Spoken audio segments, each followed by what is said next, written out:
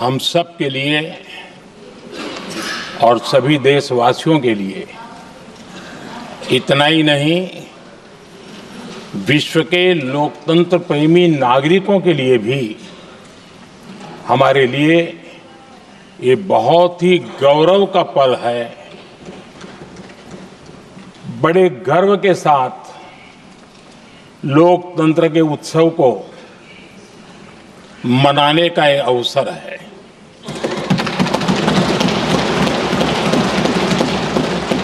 संविधान के 75 वर्ष की यात्रा, यादगार यात्रा और विश्व के सबसे महान और विशाल लोकतंत्र की यात्रा, इसके मूल में हमारे संविधान निर्माताओं की दीर्घदृष्टि, हमारे संविधान निर्माताओं का योगदान और जिसको लेकर के आज हम आगे बढ़ रहे हैं, ये 75 वर्ष पूर्ण होने पर एक उत्सव मनाने का पल है। मेरे लिए खुशी की बात है कि संसद भी इस उत्सव में शामिल होकर के अपनी भावनाओं को प्रकट कर रही है। मैं सभी माननीय सांसदों का आभार व्यक्त करता हूं कि जिन्होंने इस उत्सव के अंदर हिस्सा लिया। मैं उन सबका अभिनंदन करता हूं। आदरणीय अध्यक्ष जी, 75 वर्ष की उपलब्धि साधारण नहीं है, असाधारण है। और जब देश आजाद हुआ और उस समय भारत के लिए जो जो संभावनाएं व्यक्त की गई थी, उन सभी संभावनाओं को निरस्त करते हुए, परास्त करते हुए भारत का संविधान हमें यहां तक ले आया है। और इसलिए इस महान उपलब्धि के लिए संविधान निर्माताओं के साथ साथ मैं देश के कोटि कोटि नागरिकों का आदरपूर्वक नमन करता हूं, जिन्होंने इस भावना को, इस नई व्यवस्था को जी करके दिखाया है। संविधान निर्माताओं की जो भावनाएं थी, उसको जीने में पिछले 75 साल भारत का नागरिक हर कसौटी पर खरा उतरा है। और इसलिए भारत का नागरिक सर्वाधिक अभिनंदन का अधिकारी है। आदरणीय सभापति जी, संविधान निर्माता इस बात में बहुत सजग थे। वो ये नहीं मानते थे कि भारत का जन्म 1947 में हुआ है। वो ये नहीं मानते थे कि भारत में लोकतंत्र 1950 से आ रहा है। वे मानते थे यहाँ की महान परंपरा को, महान संस्कृति को, महान विरासत को, हजारों साल की उस यात्रा को, उसके प्रति वो सजग थे। उनको इस बात का पूरा भान था।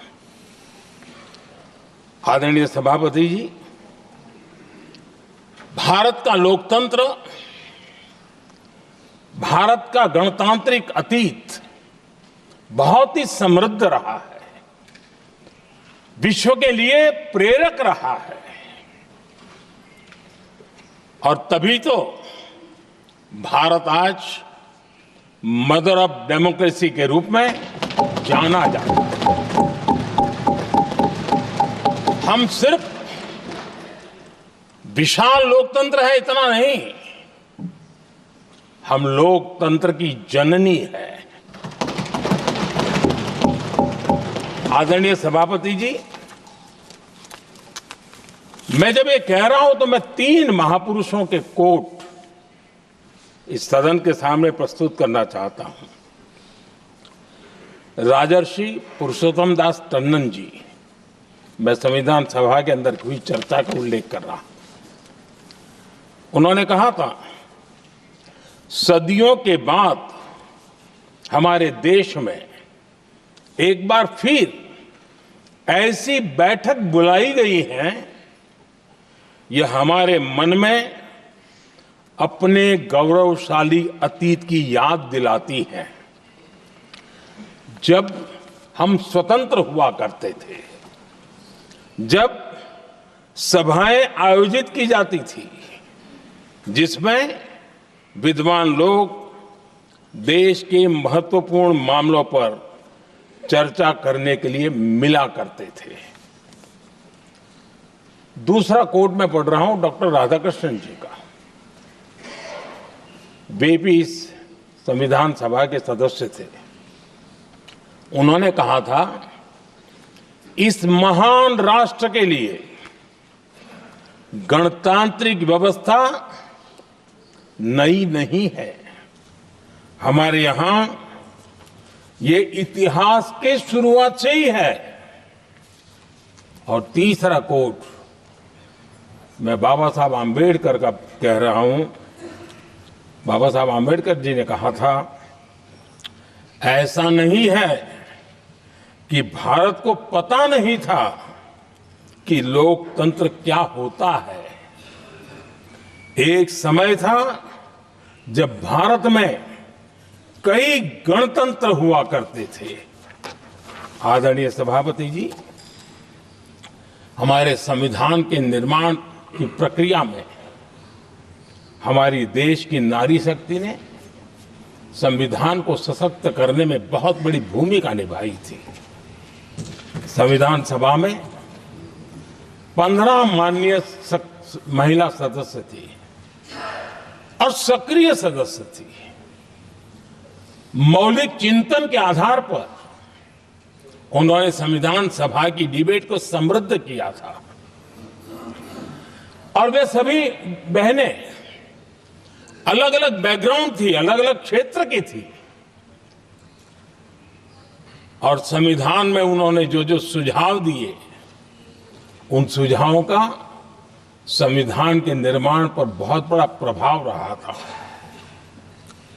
और हमारे लिए गर्व की बात है कि दुनिया के कई देश आजाद भी हुए, संविधान भी बने, लोकतंत्र भी चला, लेकिन महिलाओं को अधिकार देने में दशकों बीत गए थे।